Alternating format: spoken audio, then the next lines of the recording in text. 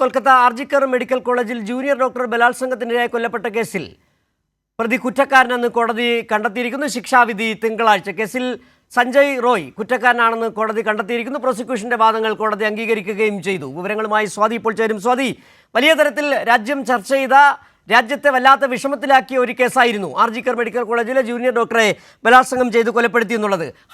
കൊൽക്കത്ത ഹൈക്കോടതിയുടെ നിർദ്ദേശപ്രകാരം CBI അന്വേഷണം നടത്തി. പക്ഷേ കുടുംബം ഇപ്പോഴും പറയുന്നത് ഈ സഞ്ജയ് റോയ് മാത്രമല്ല കുറ്റക്കാരനെന്നുള്ള ആ നിലപാടിൽ തന്നെ കുടുംബം ഉറച്ചു നിൽക്കുകയാണ്. ഇപ്പോൾ എന്താണ് കോടതി വ്യക്തമാക്കിയ കാര്യങ്ങൾ? പ്രോസിക്യൂഷന്റെ വാദങ്ങളെല്ലാം അതുപോലെ തന്നെ കോടതി അംഗീകരിക്കുകയായിരുന്നോ?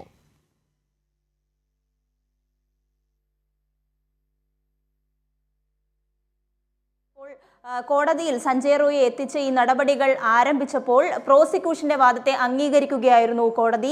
സീൽദ കോടതിയിൽ നിന്നും ജഡ്ജി സൂചിപ്പിച്ചതനുസരിച്ച് സഞ്ജയ് റോയ് കുറ്റക്കാരനാണെന്ന് ഇപ്പോൾ കോടതി വ്യക്തമാക്കിയിരിക്കുന്നു. അതോടൊപ്പം തന്നെ പ്രോസിക്യൂഷന്റെ വാദം അംഗീകരിച്ചുകൊണ്ട് തന്നെയാണ് കോടതി ഇപ്പോൾ പ്രതികരണം നടത്തിയിട്ടുള്ളത്. എന്നാൽ പ്രതി സഞ്ജയ് റോയ്, ഈ കേസിലെ മുഖ്യ പ്രതി എന്ന് പറയുന്ന സഞ്ജയ് റോയ് കുറ്റം നിഷേധിക്കുന്ന ഒരു സാഹചര്യം ഉണ്ടായി. താൻ രുദ്രാക്ഷം ധരിക്കുന്ന ആളാണ്, താൻ ഇത്തരത്തിലുള്ള കുറ്റത്തിൽ ഏർപ്പെടില്ല എന്ന കാര്യമാണ് സഞ്ജയ് റോയ് ഇപ്പോൾ കോടതിയിൽ ജഡ്ജിക്ക് മുമ്പിൽ സൂചിപ്പിച്ചിട്ടുള്ളത്. അതേസമയം കോടതി ഈ വിഷയത്തെ പൂർണ്ണമായും നിഷേധിക്കുന്ന നിലപാട് തന്നെയാണ് സ്വീകരിക്കുന്നത്. അതോടൊപ്പം തന്നെ ഈ വിഷയത്തിൽ ശിക്ഷാവിധി തിങ്കളാഴ്ച ഉണ്ട് എന്നുള്ളതാണ് ഇപ്പോൾ കോടതി വ്യക്തമാക്കിയിട്ടുള്ളത്. കഴിഞ്ഞ ദിവസങ്ങളിൽ രാജ്യത്ത് എമ്പാടും കോളിളക്കം സൃഷ്ടിച്ചപ്പെട്ട ഏറ്റവും പ്രധാനപ്പെട്ട ഒരു കേസ് എന്ന നിലയ്ക്ക് മമതാ സർക്കാരിനെ വലിയ പ്രതിരോധത്തിൽ ആക്കിയിരുന്നു ഈ കേസ്.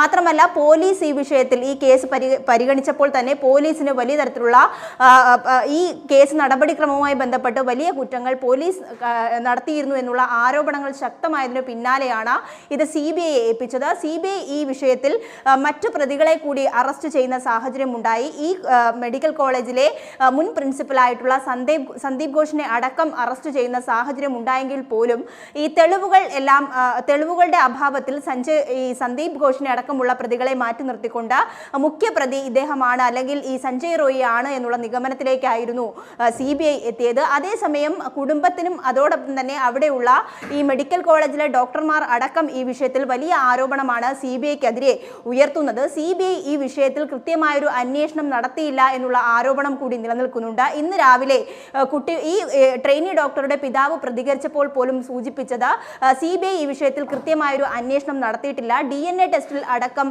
മറ്റു കൂട്ടുപ്രതികൾ ഉണ്ട് എന്നുള്ളത് തെളിയിക്കുന്ന തെളിവുകൾ പുറത്തു വന്നിരുന്നു.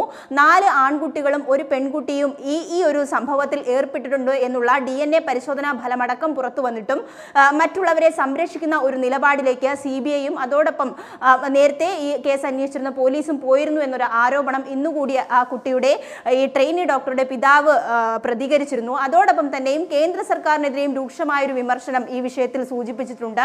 ഈ കേസുമായി ബന്ധപ്പെട്ട് കുടുംബം നിരവധി തവണ കേന്ദ്ര സർക്കാരിന്, പ്രത്യേകിച്ചും പ്രധാനമന്ത്രി നരേന്ദ്രമോദിക്കും നിയമമന്ത്രിക്കും കേന്ദ്ര ആഭ്യന്തരമന്ത്രിക്കും കത്തയച്ചിരുന്നു.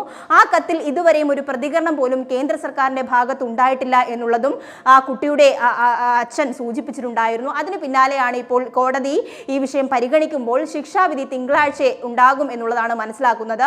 ഇദ്ദേഹം ചെയ്ത കുറ്റം അനുസരിച്ച് 25 വർഷം കഠിന തടവിന് വരെ അർഹനാകുന്നതാണ് ഈ പ്രതി എന്നുള്ളതും കോടതി സൂചിപ്പിച്ചിട്ടുണ്ട്. എന്നാൽ ഇത് സംബന്ധിച്ച ശിക്ഷാവിധി എന്ത് വിധിയാണ്, എന്ത് ശിക്ഷയാണ് സൂചിപ്പിച്ചതുപോലെ തന്നെ ഈ കേസിൽ, ഈ കൊലപാതകത്തിൽ സഞ്ജയ് റോയ് മാത്രമാണോ പ്രതി എന്നുള്ള ഒരു ചോദ്യം ആദ്യം മുതൽ തന്നെ നിലനിൽക്കുന്നുണ്ട്.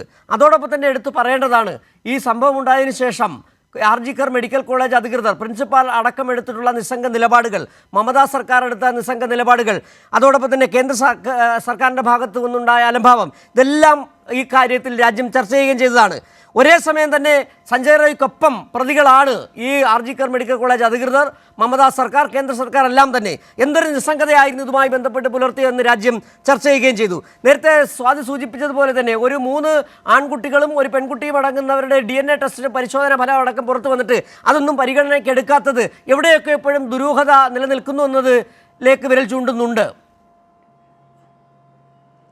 തീർച്ചയായും സിജു അങ്ങനെ തന്നെ കാണേണ്ടി വരും. കൃത്യമായിട്ടുള്ള തെളിവുകൾ, അതായത് CCTV ദൃശ്യങ്ങൾ പരിശോധിച്ചു. അതായത് പോലീസ് ആദ്യം ഈ കേസ് പരിഗണനയിൽ വന്നത് കൊൽക്കത്ത പോലീസിന്റെ നേതൃത്വത്തിലാണ് അന്വേഷണം പുരോഗമിച്ചത്. എന്നാൽ കൊൽക്കത്ത പോലീസ് ഈ വിഷയത്തെ അട്ടിമറിക്കാൻ, അല്ലെങ്കിൽ ഈ കേസിനെ അട്ടിമറിച്ചുകൊണ്ട് പ്രതികളെ സംരക്ഷിക്കാൻ, കാരണം കൊൽക്കത്ത പോലീസ് ഡിപ്പാർട്ട്മെന്റിൽ തന്നെയുള്ള ഉദ്യോഗസ്ഥൻ ഈ കേസുമായി ബന്ധമുണ്ട് എന്ന ആരോപണം ഉയർന്നിരുന്നു. അദ്ദേഹത്തെ അടക്കം ചോദ്യം ചെയ്യുന്ന സ്ഥിതിയും ഉണ്ടായി. അതുകൊണ്ട് തന്നെ അത്തരത്തിൽ വലിയ നീക്കങ്ങൾ സംസ്ഥാന സർക്കാരിന്റെ, കൊൽക്കത്ത സർക്കാരിന്റെ, മമതാ സർക്കാരിന്റെ ഭാഗത്തു നിന്ന് ഉണ്ടായതിന് പിന്നാലെയാണ് ഈ കേസ് CBIക്ക് വിടുന്നത്. ആ CBI അന്വേഷണത്തിൽ പോലും ഇതിലൊരു കൃത്യമായൊരു അന്വേഷണം ഉണ്ടായില്ല എന്നുള്ള ആരോപണം നിലനിൽക്കുകയാണ്.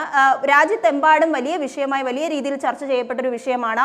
നിരവധി ട്രെയിനി ഡോക്ടർമാർ രാജ്യവ്യാപകമായി 24 മണിക്കൂർ നിരാഹാര സമരത്തിലേക്ക് അടക്കം പോവുകയും വലിയ പ്രതിഷേധങ്ങൾക്ക് സാക്ഷ്യം വഹിച്ച ഒരു കേസ് കൂടിയാണ്. എന്നാൽ ഈ കേസിൽ കൃത്യമായ അന്വേഷണം ഇപ്പോഴും സ്വാതിയാണ് വിവരങ്ങൾ നൽകിയത്. RGKR മെഡിക്കൽ കോളേജിലെ ജൂനിയർ ഡോക്ടറെ ബലാത്സംഗം ചെയ്ത ശേഷം കൊലപ്പെടുത്തിയ സംഭവത്തിൽ പ്രതിയായ സഞ്ജയ് റോയ് കുറ്റക്കാരനെന്ന് കോടതി കണ്ടെത്തിയിരിക്കുന്നു. ശിക്ഷാവിധി തിങ്കളാഴ്ച.